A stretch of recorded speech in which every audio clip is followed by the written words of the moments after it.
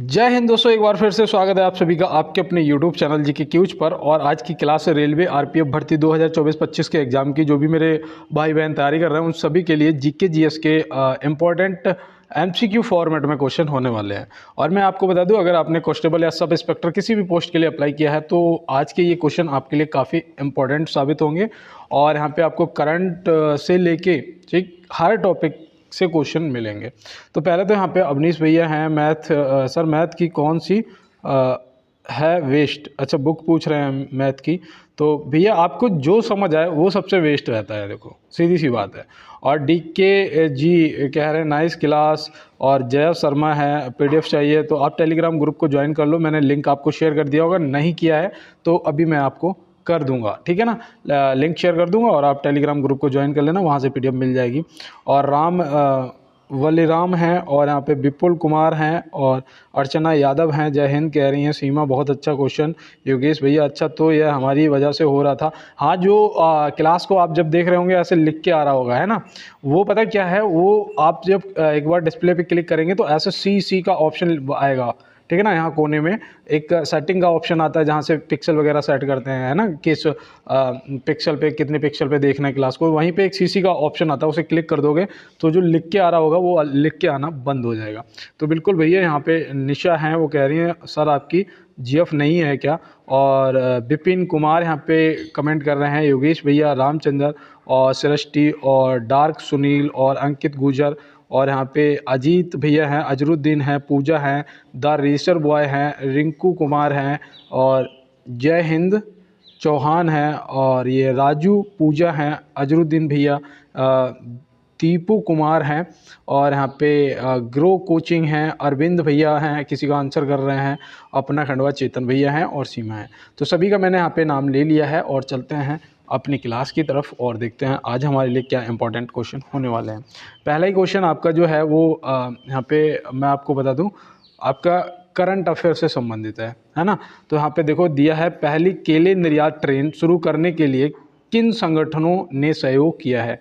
तो भैया पहली जो केला निर्यात वाली ट्रेन है उसे शुरू करने के लिए किसने सहयोग किया है, कौन से संगठन ने। तो यहाँ पे याद रखना भैया, ये दक्षिण मध्य रेलवे और कंटेनर कॉरपोरेशन ऑफ इंडिया के बीच हुआ है ना। तो यहाँ पे ऑप्शन ए जो है वो हमारा क्या हो जाएगा, ऑप्शन ए यहाँ पे हमारा बिल्कुल राइट आंसर हो जाएगा। तो बिल्कुल दोस्त, चलते हैं इसके साथ अपने अगले प्रश्न की तरफ और देखते हैं हमारा अगला प्रश्न क्या है। यहाँ दिया है, श्री गुरु नानक जी का जन्म कब हुआ था, बताओ। श्री गुरु नानक जी का जो जन्म है वो कब हुआ था, कहाँ हुआ था। तो आप यहाँ पे क्या बताएंगे। तो बिल्कुल याद रखना 15 अप्रैल 1469 में हुआ था। तो 15 अप्रैल 1469, ऑप्शन सी यहाँ पे क्या हो जाएगा, ऑप्शन सी जो है वो हमारा बिल्कुल प्रश्न का जवाब सही हो जाएगा। और याद रखना ये तलवंडी में हुआ था, जो कि अब कहाँ पर, पाकिस्तान में पड़ता है ना। और इनकी माता का नाम तृप्ता देवी था, क्या था, तृप्ता देवी, हाँ ठीक है, तृप्ता देवी था। तो ये भी आप याद रखना। और इनके पिता का नाम जो था वो आप क्या बताएंगे। तो याद रखना इनके पिता का नाम कालू राम था, क्या था, कालू राम था। तो ये भी आप याद रखेंगे। और कहते हैं इनकी जो मृत्यु हुई थी वो कहाँ पर हुई थी। तो याद रखना भैया करतारपुर में हुई थी, है ना, करतारपुर में हुई थी, ये भी याद रखना। और कब हुई थी तो वो भी याद रखना, 39 में हुई थी, ठीक है, माफ़ी चाहता हूँ, 1539 में हुई थी करतारपुर। तो ये भी आप ध्यान रखेंगे। तो बिल्कुल दोस्त, स्क्रीनशॉट ले लो और चलते हैं इसके साथ में अपने अगले प्रश्न की तरफ। देखिए यहाँ पे दिया है, दाढ़ी बनाने के काम आने वाला निम्न में से दर्पण कौन सा है। जो शेविंग करते हो ना, देखो जो शेविंग करते हो वो जो जिसमें अपना चेहरा देखते हो ना शीशे में, वो कौन सा होता है, अवतल होता है, उत्तल होता है, समतल होता है, कौन सा होता है। तो यहाँ पे आप क्या बताएंगे। तो याद रखना भैया, यहाँ पे बड़ी फोकस दूरी वाला अवतल दर्पण है ना, ऑप्शन ए। तो अवतल दर्पण यहाँ पे आपका सही जवाब हो जाएगा। और याद रखना जो आँख के डॉक्टर होते हैं ना, आँख के डॉक्टर हो गए, और कान के डॉक्टर हो गए, नाक के डॉक्टर हो गए, ये सभी अवतल दर्पण का उपयोग करते हैं, ठीक है ना। तो ये भी आप ध्यान रखना, हो सकता है पूछ लिया जाए। और चलते हैं इसके साथ में अपने अगले प्रश्न की तरफ। और वाहनों के हेडलाइट में भी प्रयोग होता है। और देखा दिया है, निम्नलिखित में से साइकिल के आविष्कारक कौन है, बताओ। साइकिल के आविष्कारक कौन है। तो साइकिल के आविष्कारक यहाँ पे आपसे पूछा गया है, तो आप क्या बताएंगे। तो बिल्कुल मैं उम्मीद करता हूँ यहाँ पे आपने ऑप्शन बी को कार्ल वान ड्रेस को चुना होगा, जो कि ऑप्शन बी में दिए गए हैं। तो ऑप्शन बी यहाँ पे क्या हो जाएगा, आपका बिल्कुल सही जवाब हो जाएगा। और जॉन वायर डनलप जो है, ये याद रखना, ये जो साइकिल का टायर आता है ना, टायर, तो टायर का निर्माण किया था इन्होंने, ठीक है ना। तो ये भी आप याद रखना। और यहाँ पे देखो ऑप्शन सी में ये आपको टेरी सेली दिया है। टेरी सेली ने उसका किया था बैरोमीटर का आविष्कार, किसका, बैरोमीटर का। तो ये भी आप ध्यान रखेंगे। तो बिल्कुल दोस्त आप नोट कर लो और चलते हैं इसके साथ में अपने अगले प्रश्न पे। देखिए यहाँ दिया है, साल 2025 के खेलो इंडिया यूथ गेम्स और पैरा गेम्स की मेजबानी कौन सा राज्य करेगा। ये भी देखो आपका करंट का क्वेश्चन है। तो बताओ साल 2025 के खेलो इंडिया यूथ गेम्स और पैरा गेम्स की मेजबानी कौन सा राज्य कर रहा है। तो आप यहाँ पे क्या बताएंगे। तो बिल्कुल मैं यहाँ पे उम्मीद करता हूँ आपने ऑप्शन सी को चुना होगा, बिहार, जो कि आपका क्या हो जाएगा, बिल्कुल और राइट आंसर ऑप्शन सी हो जाएगा। तो बिल्कुल दोस्त चलते हैं इसके साथ में अपने अगले प्रश्न की तरफ और देखते हैं हमारा अगला क्या है। जो यहाँ दिया है, तत्वबोधिनी सभा का स्थापना वर्ष क्या है। बताओ, तत्वबोधिनी सभा का स्थापना वर्ष यहाँ पे आपसे पूछा जा रहा है। और इसके जो संस्थापक हैं वो कौन हैं, तो वो भी आप बताइएगा। तो यहाँ पे याद रखना, तत्वबोधिनी सभा का जो स्थापना वर्ष है वो है 6 अक्टूबर 1839। क्या है, 6 अक्टूबर 1839। तो ये भी आप ध्यान में रखेंगे, ठीक है ना, नोट कर लो, 6 अक्टूबर 1839। और इसके जो फाउंडर हैं वो याद रखना, देवेंद्र नाथ ठाकुर हैं। कौन है, देवेंद्र नाथ ठाकुर, ठीक है ना। तो ये भी आप याद रखेंगे। तो बिल्कुल, और देखो यहाँ पे याद रखना 1866 से भी याद रखना, इसमें उसका हुआ था ईस्ट इंडिया एसोसिएशन की स्थापना। किसकी, ईस्ट इंडिया एसोसिएशन की स्थापना हुई थी 1866 में। किसने की थी, दादा भाई नौरोजी जी ने की थी। तो ये भी आप ध्यान रखेंगे, ठीक है ना दोस्त। तो बिल्कुल मैं उम्मीद करता हूँ आपने नोट कर लिया होगा यहाँ पे जो भी मैंने डिटेल आपको बताई। और चलते हैं इसके साथ में अपने अगले प्रश्न पे। तो यहाँ दिया है, निम्नलिखित में से ज्योति फ्लैक्स का एसआई मात्रक क्या है। तो भैया देखो, एसआई वालों का एडमिट कार्ड आ गया है, ठीक है ना। अभी एग्ज़ाम डेट और एग्ज़ाम सिटी अपना चेक कर सकते हो कि कहाँ पर है, कब है एग्ज़ाम। और दूसरा याद रखना, जो आप जितने भी दोस्त मेरे कांस्टेबल वाले हैं, आप भी तैयारी ही रहना है, ठीक है ना। बस आपका भी एडमिट कार्ड आ सकता है दिसंबर के लास्ट में या फिर जनवरी की स्टार्टिंग में, पूरी उम्मीद है। तो यहाँ पे पहले तो आप ये बताओ, ज्योति फ्लैक्स का एसआई मात्रक क्या है। तो मैं यहाँ पे उम्मीद करता हूँ आपने ल्यूमेन को चुना होगा, जो कि ऑप्शन सी में दिया गया है ना। ज्योति फ्लक्स का अगर पूछा जाएगा तो ल्यूमेन है। और अगर यहाँ पे चुंबकीय फ्लक्स का पूछा जाएगा तो वेबर हो जाएगा, ये भी याद रखना, ठीक है ना। चुंबकीय फ्लक्स का अगर पूछा जाएगा तो वेबर हो जाएगा, और ज्योति फ्लक्स का पूछा जाएगा तो ल्यूमन हो जाएगा।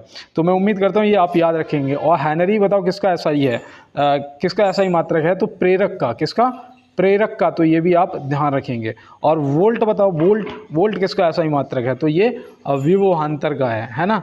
तो ये भी आप ध्यान रखेंगे। तो बिल्कुल दोस्त मैं उम्मीद करता हूँ आपने नोट कर लिया होगा, और आप लोगों का बहुत अच्छा सपोर्ट है, उसके लिए सभी को बहुत बहुत दिल से धन्यवाद। और देखो यहाँ पे हमारा जो अगला प्रश्न है वो पूछा जा रहा है, होम रूल आंदोलन निम्न में से कब हुआ था।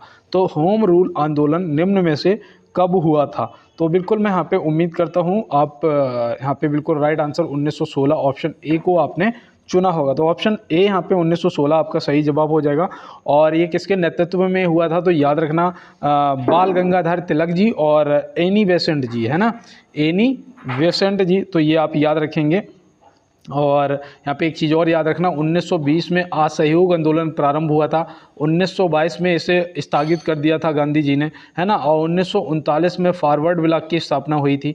तो ये सब आपको पता होना चाहिए और आपसे पेपर में पूछा भी जा सकता है। तो बिल्कुल दोस्त चलते हैं इसके साथ में अपने अगले प्रश्न की तरफ। देखिए यहाँ दिया है, निम्नलिखित में से चोल वंश का संस्थापक कौन था। बताओ, चोल वंश का संस्थापक कौन था। अब यहाँ पे मैं आपके क्वेश्चन का जो आंसर है उसका इंतज़ार कर रहा हूं। तो मैं यहाँ पे उम्मीद कर रहा हूं आपने ऑप्शन ए विजयालय, है ना, विजयालय। तो विजयालय ऑप्शन ए आपने यहाँ पे बिल्कुल सही जवाब दिया होगा।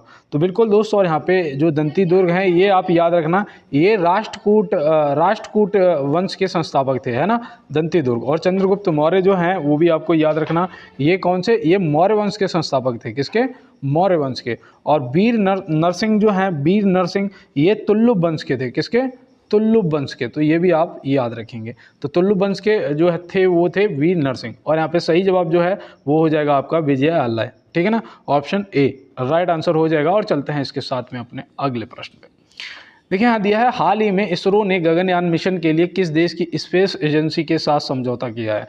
तो हाल ही में इसरो ने गगनयान मिशन के लिए किस देश की स्पेस एजेंसी के साथ समझौता किया है। तो ये भैया आपका रहा करंट का क्वेश्चन है ना। अब यहाँ पे आप बताइएगा कि आपका राइट आंसर क्या हो जाएगा। और मैं यहाँ पे देख रहा हूँ ये जो प्रश्न लिखा हुआ है ये बहुत ज़्यादा बड़ा है ना। तो इसे अब मैं ना कल से इसका जो अक्षर का साइज है ना वो थोड़ा सा छोटा कर दूंगा। और यहाँ पे देखो जो आपका सही जवाब है वो मैं उम्मीद कर रहा था कि आपने ऑस्ट्रेलिया को ही टिक किया होगा, है ना। ऑप्शन सी यहाँ पे ऑस्ट्रेलिया को आपने टिक किया होगा, तो ऑस्ट्रेलिया यहाँ पे आपका सही जवाब हो जाएगा। और ये प्रश्न पूछा जा सकता है, तो बिल्कुल दोस्त स्क्रीनशॉट ले लेना। और चलते हैं इसके साथ में अपने अगले प्रश्न पे। यहाँ दिया है, निम्नलिखित में से ग्रेट ब्रिटेन की राजधानी क्या है। बताओ ग्रेट ब्रिटेन की राजधानी क्या है। तो राजधानियाँ आपको पता होनी चाहिए। तो यहाँ पे बिल्कुल आपका ऑप्शन ए तो लंदन हो जाएगा, बिल्कुल राइट आंसर। ऑप्शन ए यहाँ पे लंदन जो है वो क्या हो जाएगा, आपका राइट आंसर हो जाएगा। कीव जो है वो याद रखना यूक्रेन की राजधानी है।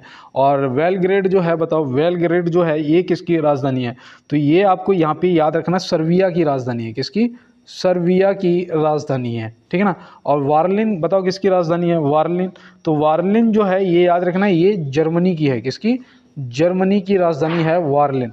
तो ये भी आपको ध्यान रखना है। और बताओ नॉर्वे की राजधानी क्या है, नॉर्वे की राजधानी क्या है। तो याद रखना भैया नॉर्वे की जो है वो ओस्लो है। क्या है, ओस्लो है। तो ये भी आप ध्यान में रखेंगे। और ऑस्ट्रिया की वियना है और ऑस्ट्रेलिया की कैनबरा है, जो कि ऑस्ट्रेलिया की ज़्यादातर गलती कर देते हैं, सिडनी लगा देते हैं, जो कि गलत हो जाता है। तो याद रखना क्या है, कैनबरा। और देखो यहाँ दिया है, किस स्टेशन का नाम बदलकर कैप्टन तुषार महाजन के नाम पर रखा गया है। ये प्रश्न तो मैं आपसे पहले भी पूछ चुका हूँ, लेकिन ये रेलवे से संबंधित है तो मुझे लगा एक बार आपको फिर से रिवीजन करवा दूँ। तो यहाँ पे बिल्कुल मैं उम्मीद कर रहा हूँ आपने ऑप्शन बी को उधमपुर रेलवे स्टेशन चुना होगा, जो कि बिल्कुल आपका राइट आंसर ऑप्शन बी यहाँ पे हो जाएगा। तो बिल्कुल दोस्त यहाँ पे ऑप्शन बी आपका right answer Udhampur railway station हो जाएगा। और चलते हैं इसके साथ में अपने अगले प्रश्न पे। और देखिए यहाँ पे दिया है, सतत विकास सूचकांक 2024 में भारत का स्थान क्या है। बताओ सतत विकास सूचकांक 2024 में भारत का स्थान क्या है। तो बिल्कुल यहाँ पे मैं उम्मीद कर रहा हूँ कि आपने ऑप्शन सी को 109वां स्थान चुना होगा, जो कि यहाँ पे बिल्कुल ऑप्शन सी यहाँ पे आपका राइट आंसर दोस्त हो जाएगा। और देखो यहाँ पे याद रखना पहले नंबर पर वो है क्या, फिनलैंड है ना, फिनलैंड। और दूसरे स्थान पे बताओ कौन है। तो दूसरे स्थान पर आ जाएगा डेनमार्क। क्या हो जाएगा, डेनमार्क आ जाएगा। तो ये भी आप याद रखेंगे। और तीसरे स्थान पर बताओ कौन है। तो याद रखना जर्मनी है। क्या, कौन, जर्मनी है। तो बिल्कुल दोस्त, और हमारा जो भारत है वो 109वें स्थान पे आता है। तो ये भी आप ध्यान रखेंगे। तो बिल्कुल दोस्त चलते हैं इसके साथ में अपने अगले प्रश्न की तरफ। तो यहाँ दिया है, खेलो इंडिया विंटर गेम्स 2023 का आयोजन कहाँ हुआ था। बताओ खेलो इंडिया विंटर गेम्स 2023 का जो आयोजन है वो कहाँ पर हुआ था। तो बिल्कुल ये भैया कश्मीर के गुलमर्ग में हुआ था। कहाँ पर, कश्मीर के गुलमर्ग। ऑप्शन सी यहाँ पे आपने राइट आंसर लगा दिया होगा। और ये कौन सा संस्करण था वो भी याद रखना, ये तीसरा संस्करण था। कौन सा, तीसरा संस्करण था। और इसमें पहले स्थान पे भी जम्मू कश्मीर रहा था। और यहाँ पे याद रखना जो दूसरा स्थान था वो महाराष्ट्र का रहा। किसका, महाराष्ट्र का रहा। तो ये भी आप ध्यान रखेंगे। और चलते हैं दोस्तों इसके साथ में अपने अगले प्रश्न की तरफ। देखिए यहाँ दिया है, हाल ही में कौन सा देश ISA का पूर्ण सदस्य बना है। ISA का पूर्ण सदस्य बना है, मतलब अंतर्राष्ट्रीय सौर गठबंधन का, है ना। तो अंतर्राष्ट्रीय सौर गठबंधन का कौन सा देश है जो कि पूर्ण सदस्य बना है। तो यहाँ पे आपका जो राइट आंसर है ना वो हो जाएगा आर्मेनिया। आर्मेनिया ऑप्शन डी है ना, आर्मेनिया हो जाएगा यहाँ पे आपका बिल्कुल राइट आंसर। और ये कौन सा सदस्य बना है, 104वां सदस्य बना है। कौन सा, 104वां सदस्य बना है। तो ये भी आप ध्यान में रखेंगे दोस्त। और चलते हैं इसके साथ में अपने अगले प्रश्न की तरफ। देखिए यहाँ दिया है, कंप्यूटर के संचालन के लिए निर्मित प्रोग्राम को क्या कहा जाता है। बताइए यहाँ पे कंप्यूटर के संचालन के लिए निर्मित प्रोग्राम को क्या कहा जाता है। तो आप यहाँ पे क्या लगाएंगे अपना राइट आंसर। तो बिल्कुल मैं यहाँ पे उम्मीद कर रहा हूँ, देखो संचालन की बात करेंगे तो वो होता है सॉफ्टवेयर, है ना। और कहने का मतलब कंप्यूटर का वो भाग जिसे हम अपने हाथों से टच कर सकते हैं, जिसे टच कर सकते हैं, वो होता है हार्डवेयर, ठीक है ना। जैसे कि मॉनिटर है, CPU है, और आपका कीबोर्ड है, माउस है, ये सब क्या होते हैं, ये होते हैं हार्डवेयर।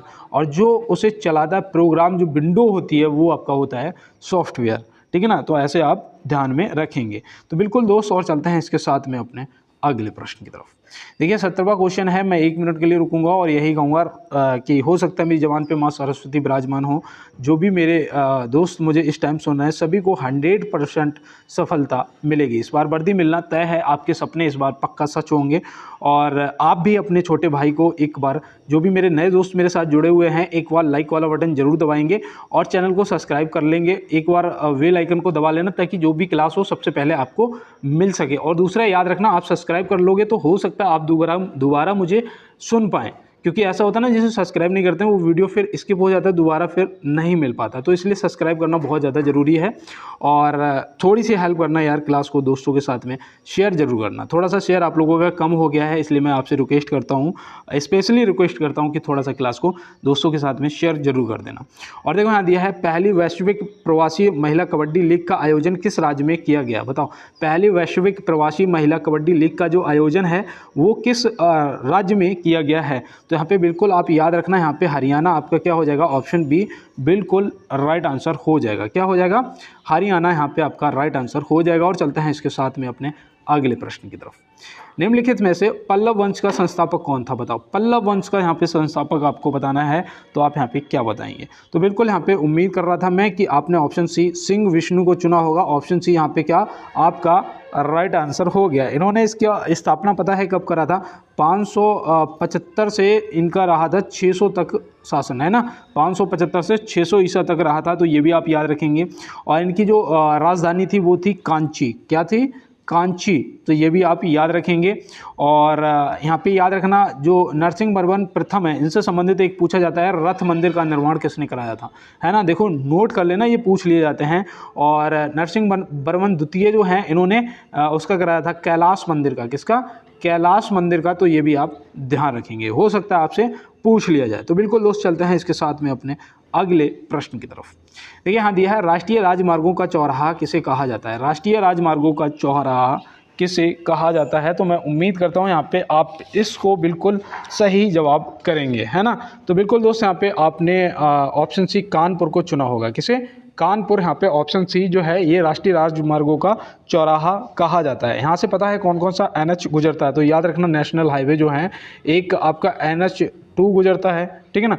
एक आपका NH 25 जाता है, यहाँ एक NH 25 जाता है, एक NH, क्योंकि यहाँ से इतने नेशनल हाईवे गुजरते हैं तो इसलिए इसे राजमार्गों का चौराहा कहा जाता है। 86 जाता है और एक NH वो जाता है 91, ठीक है ना। तो ये भी आप याद रखेंगे। सबसे लंबा नेशनल हाईवे जो है वो कौन सा है? तो वो भी देखो पूछ लिया जाता है, याद रखना, NH 44 है ना। NH 44 जो है ये सबसे लंबा हाईवे है, तो ये भी आप याद रखेंगे। और कानपुर से ये 4 NH नेशनल हाईवे जो है वो गुजरते हैं, तो ये भी आप याद रखेंगे। और देखो यहाँ पे आपका ऑप्शन सी तो सही जवाब हो जाएगा। जयपुर में याद रखना, जयपुर से उसे पूछ लिया जाता है गुलाबी शहर को, है ना। गुलाबी शहर किसे कहते हैं? तो पिंक सिटी जयपुर को। और दिल्ली याद रखना, दिल्ली को बोलते हैं भारत का दिल। क्या कहते हैं? भारत का दिल के नाम से किसे जाना जाता है? अगर पूछ लिया गया तो आप बता देंगे दिल्ली को। और केरल को मसालों का शहर, है ना, मसालों का शहर। तो ये भी आप याद रखेंगे। और चलते हैं दोस्त अपने अगले प्रश्न की तरफ। तो यहाँ दिया है, हाल ही में नाटो शिखर सम्मेलन 2024 का आयोजन कहाँ किया गया है? तो बताओ भैया, हाल ही में नाटो शिखर सम्मेलन 2024 का आयोजन कहाँ किया गया है? देखो ये भी आपके करंट से संबंधित प्रश्न है ना दोस्त। तो याद रखना, यहाँ पे आपका सही जवाब जो है वो यहाँ पे हो जाएगा वाशिंगटन DC, है ना। वाशिंगटन DC, ऑप्शन सी यहाँ पे आपका बिल्कुल राइट आंसर हो जाएगा। इसमें इस गठबंधन में कितने देश सदस्य हैं पता है आपको? याद रखना, 32 देश सदस्य हैं। कितने? 32 देश सदस्य हैं। तो बिल्कुल ये भी आप याद रखेंगे। और ये लिथुआनिया जो दिया हुआ है ना, इसमें जो 2023 का हुआ था, है ना, आयोजन शिखर सम्मेलन का, वो याद रखना 2023 का जो है वो लिथुआनिया में हुआ था। फिलहाल आप ये वाशिंगटन DC 2024 का नाटो शिखर सम्मेलन याद रखना। और चलते हैं इसके साथ में अपने अगले प्रश्न पर। तो यहाँ दिया है, वर्तमान में राष्ट्रीयकृत बैंकों की संख्या कितनी है? बताओ, वर्तमान में राष्ट्रीयकृत बैंकों की संख्या कितनी है? हो सकता है ये पेपर में पूछ लिया जाए, छोटा क्वेश्चन है लेकिन आपसे पूछा जा सकता है। तो याद रखना, यहाँ पे 12 हो जाएगा। ऑप्शन डी यहाँ पे क्या हो जाएगा? 12 आपका बिल्कुल राइट आंसर। और चलते हैं इसके साथ में अपने अगले प्रश्न पे। तो यहाँ दिया है निम्नलिखित में से किस राज्य में अंग्रेजी को राजभाषा का दर्जा प्राप्त है। बताओ भैया, निम्नलिखित में से किस राज्य में अंग्रेजी को राजभाषा का दर्जा प्राप्त है।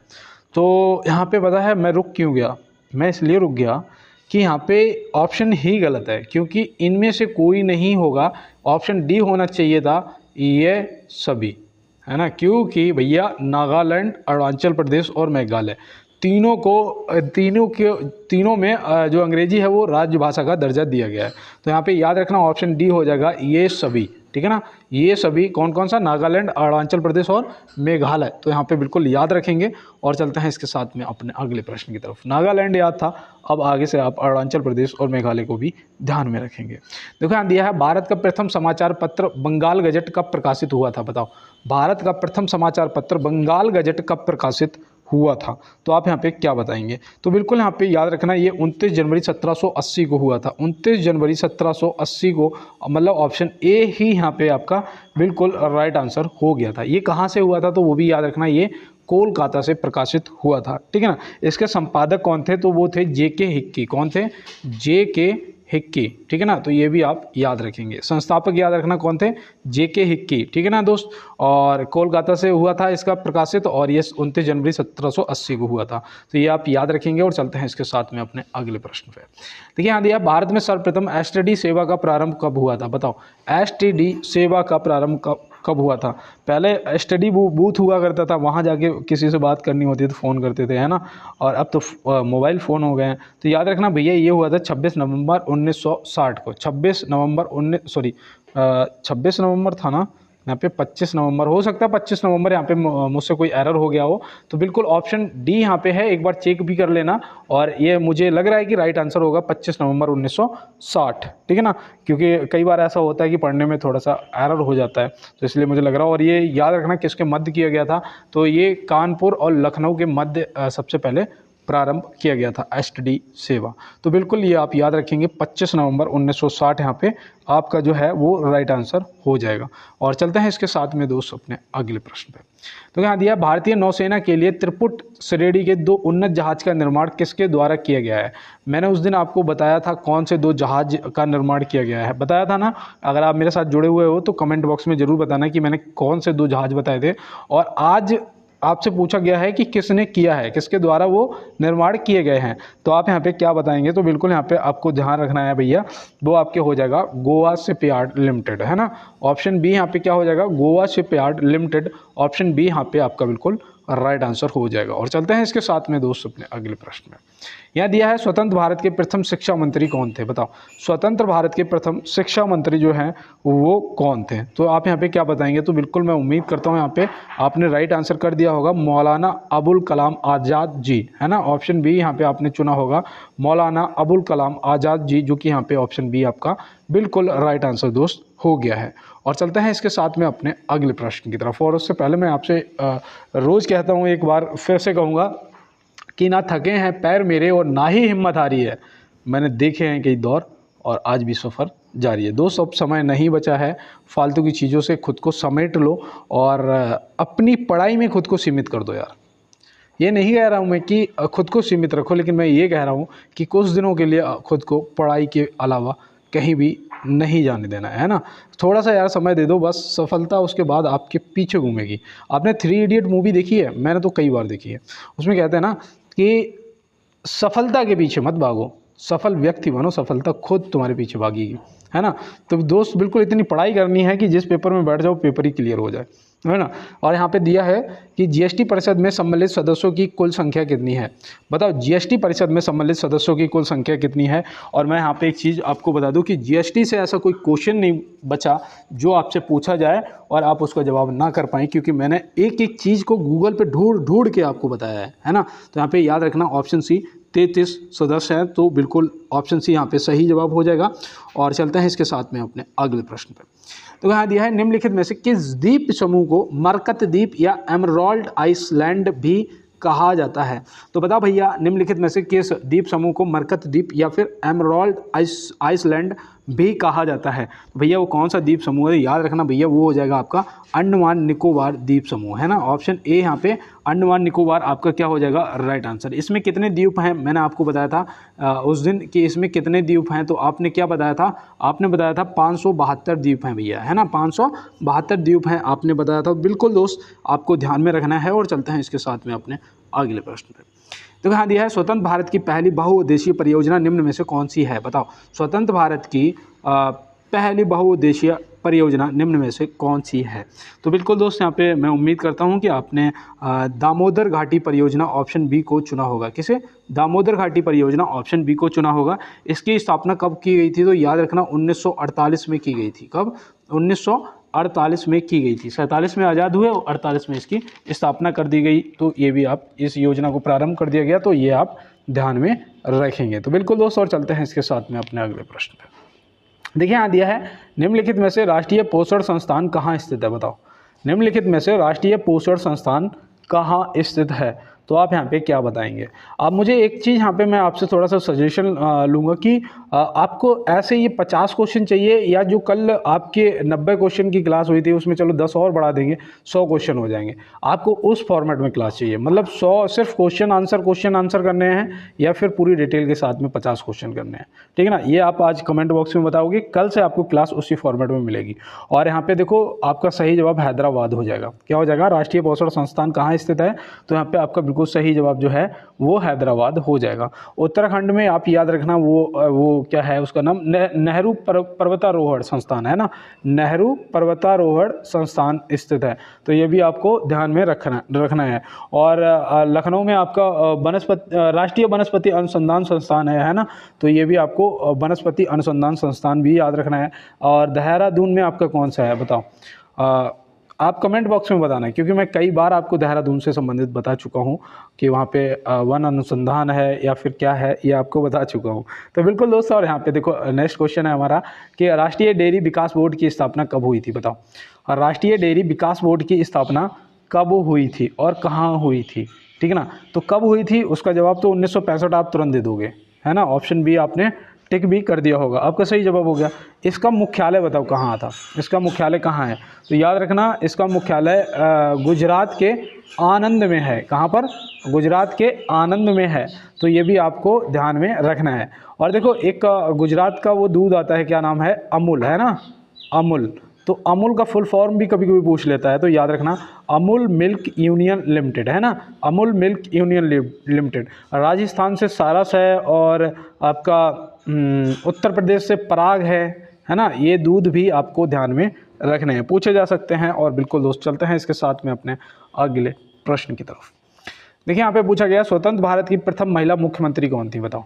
स्वतंत्र भारत की प्रथम महिला मुख्यमंत्री यहाँ पे आपसे पूछा जा रहा है, और आप इसका बिल्कुल राइट आंसर करेंगे। तो बिल्कुल मैं यहाँ पे उम्मीद करता हूँ कि आपने आंसर कर दिया होगा। श्रीमती सुचेता कृपलानी जी, क्या, श्रीमती सुचेता कृपलानी जी, ऑप्शन ए यहाँ पे आपका बिल्कुल राइट आंसर हो गया होगा। ये कौन से राज्य की मुख्यमंत्री बनी थी, तो वो भी याद रखना, ये उत्तर प्रदेश की सबसे पहले मुख्यमंत्री बनी थी। तो ये भी आप ध्यान में रखेंगे। और देखो यहाँ से एक चीज़ याद रखना, यहाँ पे श्रीमती सरोजनी नायडू जी का नाम दिया गया है। ये जो थी, ये सबसे पहले राज्यपाल बनी थी, है ना, राज्यपाल बनी थी। तो वो भी किस राज्य की, तो उत्तर प्रदेश की ही, ठीक है ना। तो ये भी आप याद रखना। और सबसे पहली महिला राष्ट्रपति जो थी वो थी श्रीमती प्रतिभा देवी सिंह जी पाटिल, ठीक है ना। तो ये भी आप याद रखना, ये राष्ट्रपति जी थी। तो ये राज्यपाल, राष्ट्रपति और मुख्यमंत्री, ठीक है ना। यहाँ पे मैंने तीनों आपको बताया, आप नोट करेंगे। और चलते हैं इसके साथ में अपने अगले प्रश्न पे। देखो यहाँ दिया है भारत ने आर्मेनिया में विश्व सैन्य चैंपियनशिप में कितने पदक जीते हैं, बताओ। भारत ने आर्मेनिया में विश्व सैन्य चैंपियनशिप में कितने पदक जीते हैं। तो यहाँ पे आपके क्या होगा राइट आंसर। तो बिल्कुल मैंने यहाँ पे उम्मीद की थी आप ऑप्शन सी 7 चुनेंगे। तो बिल्कुल यहाँ पे ऑप्शन सी यहाँ पे राइट आंसर आपका हो गया है। और ये आपके देखो करंट अफेयर से संबंधित प्रश्न है ना। इसमें आपके 3 तो जीते हैं गोल्ड, और एक आपका जीता है सिल्वर, है ना, सिल्वर, हाँ, एक जीता है।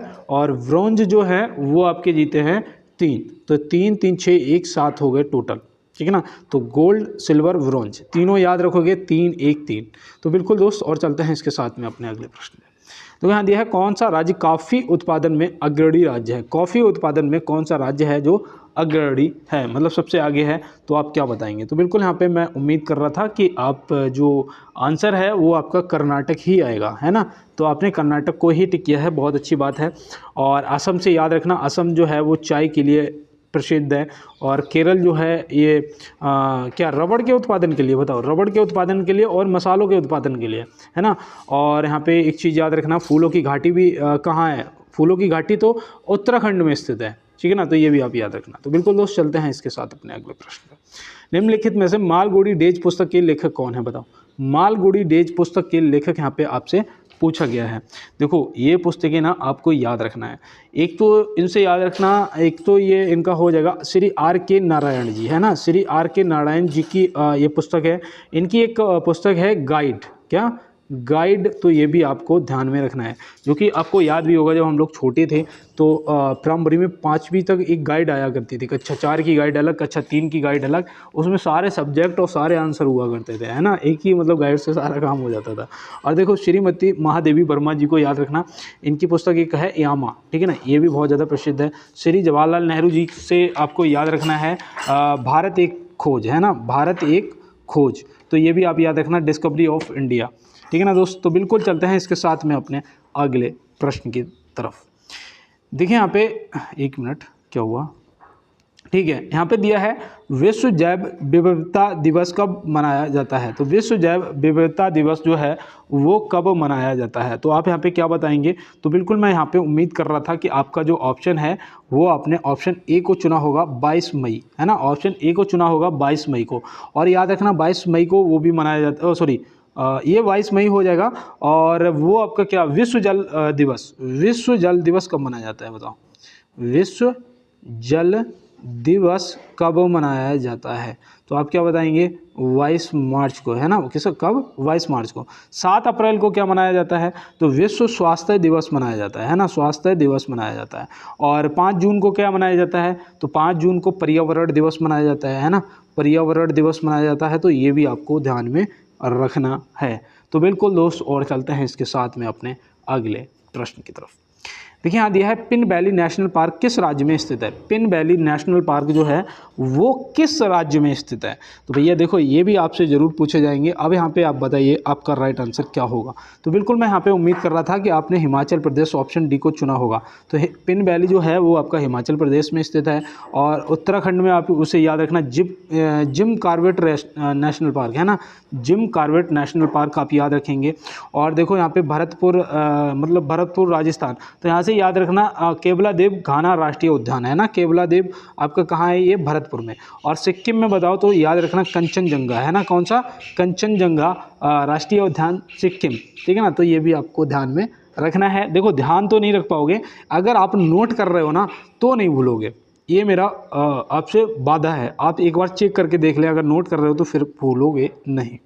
और रिवीजन जरूर करते रहना, एक बार कभी बैठे पूरा रिवीजन मार दिया, है ना, तो हमेशा याद रहेगा। और देखो यहाँ दिया है निम्नलिखित में से सर्वोत्तम कोटि का संगमरमर कहाँ मिलता है? बताओ भैया, निम्नलिखित में से सर्वोत्तम कोटि का जो संगमरमर है वो कहाँ मिलता है? तो इनमें से आपको जवाब देना है। तो यहाँ पे याद रखना भैया, सबसे उच्च कोटि का, जैसे कि मूर्ति वूर्ति और कोई महल वहल बंगला बनाते हैं तो लगाते हैं, तो ये सब मकराना में मिलता है। ये कहाँ मिलता है? मकराना में। तो ऑप्शन ए यहाँ पे मकराना हमारा राइट जवाब हो जाएगा। चलते हैं इसके साथ अपने अगले प्रश्न पे। देखो यहाँ दिया है भारतीय लघु उद्योग विकास बैंक का मुख्यालय कहाँ स्थित है? बताओ, भारतीय लघु उद्योग विकास बैंक का मुख्यालय कहाँ स्थित है? तो इसका आप जवाब करिएगा। और तब तक मैं आपको एक बात बता दूं, कहते हैं ना कि हर पतंग की किस्मत में कचरे के डब्बे में जाना होता है, लेकिन उससे पहले आसमान छू के दिखाना होता है। तो आप ऊंची उड़ान के पक्षी हो यार, है ना। आपको छोटी छोटी चीज़ों पे ध्यान कम देना है, छोटी छोटी चीज़ों पे ध्यान नहीं देना है। तो ये आप याद रखेंगे। और यहाँ पे जो प्रश्न का आपका जवाब है वो हो जाएगा लखनऊ। क्या हो जाएगा? ऑप्शन सी, यहाँ पे लखनऊ आपका सही जवाब हो जाएगा। और इसे बोलते हो आप सिडबी, क्या बोलते हो? सिडबी बोलते हो। तो ये भी आप ध्यान रखेंगे। और चलते हैं दोस्तों अपने अगले प्रश्न। देखिए यहाँ पे दिया गया है भारत किस पड़ोसी देश के साथ सबसे लंबी सीमा रेखा साझा करता है? बताओ भैया, किस पड़ोसी देश के साथ भारत जो है वो सबसे लंबी सीमा रेखा साझा करता है? सबसे लंबी सीमा रेखा है तो वो पड़ोसी है हमारा कौन? बांग्लादेश, है ना। वो हमारा कौन पड़ोसी है? बांग्लादेश है। और याद रखना भैया, 4096, ठीक है, किलोमीटर की सीमा रेखा साझा करता है। ये आप याद रखेंगे। चीन के साथ में कितनी करता है, तो याद रखना 3488 किलोमीटर की सीमा रेखा साझा करता है अपना भारत। बताओ पाकिस्तान के साथ में कितनी करता है, कमेंट बॉक्स में बताएंगे आप। और चलते हैं दोस्त अपने अगले प्रश्न की तरफ। देखिए यहाँ पे पूछा जा रहा है ISSF जूनियर विश्व कप 2025 की मेज़बानी कौन सा देश करेगा। तो ISSF जूनियर विश्व कप 2025 की मेज़बानी कौन सा देश करेगा, तो आप यहाँ पे क्या बताएंगे, तो याद रखना भैया अपना प्यारा भारत, ऑप्शन ए यहाँ पे क्या हो जाएगा, राइट आंसर हो जाएगा। ठीक है ना। ये पता क्या है, ये निशानेबाजी की कंपटीशन है। कौन सा, निशानेबाजी। तो ये आप याद रखेंगे। और चलते हैं इसके साथ में अपने अगले प्रश्न की तरफ। देखिए यहाँ पे पूछा गया है किस IIT के द्वारा अखिल भारतीय अनुसंधान विज्ञान शिखर सम्मेलन 2024 का आयोजन हुआ है। तो किस IIT के द्वारा अखिल भारतीय अनुसंधान विद्वान शिखर सम्मेलन 2024 का आयोजन हुआ है। तो आप यहाँ पे बताइएगा। यहाँ पे आपका जो राइट आंसर है वो हो जाएगा IIT मद्रास। क्या हो जाएगा, ऑप्शन सी IIT मद्रास बिल्कुल राइट आंसर हो जाएगा मेरे दोस्त। और चलते हैं इसके साथ में अपने अगले प्रश्न की तरफ। देखिए यहाँ पे दिया गया है साल 2024 का साहित्य का नोबेल पुरस्कार हांगकांग को प्रदान किया गया, वह किस देश की हैं। तो भैया बताओ यहाँ पे हांगकांग जो है वो किस देश की है, इन्हें साहित्य का नोबेल पुरस्कार मिला है 2024 का। और देखो नोबेल पुरस्कार से पूछा जाएगा आपसे, है ना। तो बिल्कुल यहाँ पे याद रखना भैया वो दक्षिण कोरिया, ऑप्शन बी यहाँ पे क्या हो जाएगा, बिल्कुल राइट आंसर दक्षिण कोरिया आपका राइट आंसर हो जाएगा। और चलते हैं इसके साथ में अपने अगले प्रश्न की तरफ। और यहाँ पे थोड़ा सा पेन का कलर ना चेंज करते हैं आप। अब देखो यहाँ पे पूछा है निम्न में से बेलिंगटन ट्रॉफी किस से संबंधित है। तो भैया बताओ यहाँ पे बेलिंगटन ट्रॉफी जो है वो किस से संबंधित है, तो आप यहाँ पे क्या बताएंगे। तो बिल्कुल दोस्त यहाँ पे मैं उम्मीद कर रहा हूँ कि आपने बिल्कुल नौकायन को लगाया होगा, ऑप्शन ए है ना, ऑप्शन ए को लगाया होगा। और अगर ट्रॉफी की जगह पर आपसे कप पूछ लिया जाता, वेलिंगटन कप किस से संबंधित है, तो आप क्या लगाते।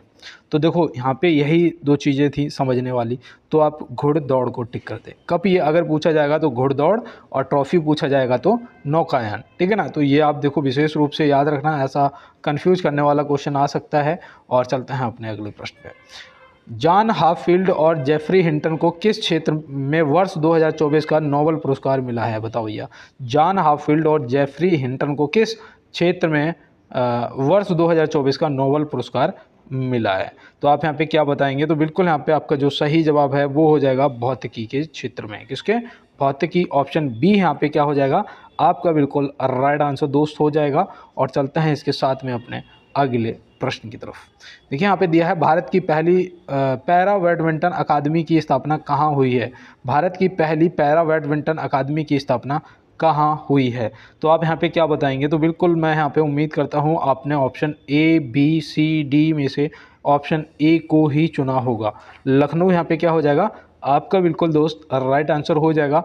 और यहाँ पे देखो दिया गया है सीनियर राष्ट्रीय तीरंदाजी चैंपियनशिप 2023 का आयोजन कहाँ हुआ है। तो बताओ सीनियर राष्ट्रीय तीरंदाजी चैंपियनशिप 2023 का जो आयोजन है वो कहाँ हुआ है। तो बिल्कुल यहाँ पे आपका right answer option D Ayodhya हो जाएगा। ऑप्शन डी यहाँ पे अयोध्या आपका बिल्कुल सही जवाब हो जाएगा। और बिल्कुल दोस्त चलते हैं इसके साथ में अपने अगले प्रश्न पे। निम्नलिखित में से रास तरंगिणी के लेखक कौन है, बताओ। निम्नलिखित में से रास तरंगिणी के लेखक कौन है, तो आप यहाँ पे क्या बताएंगे। तो बिल्कुल यहाँ पे आपका जो राइट आंसर है वो हो जाएगा ऑप्शन बी कल्हड़। कौन है भैया, ऑप्शन बी यहाँ पे कल्हड़ आपका सही जवाब हो जाएगा। ये राजा जय सिंह के दरबार में थे। किसके, जय सिंह के दरबार में थे, ये भी याद रखना। और यहाँ पे देखो रामायण का किसने किया था बताओ। तो श्री वाल्मीकि जी ने रामायण का लेखन किया था, है ना। रामायण के लेखक कौन थे, वाल्मीकि जी थे। तो ये भी आप ध्यान रखेंगे बिल्कुल दोस्तों। और चलते हैं अपने अगले प्रश्न में।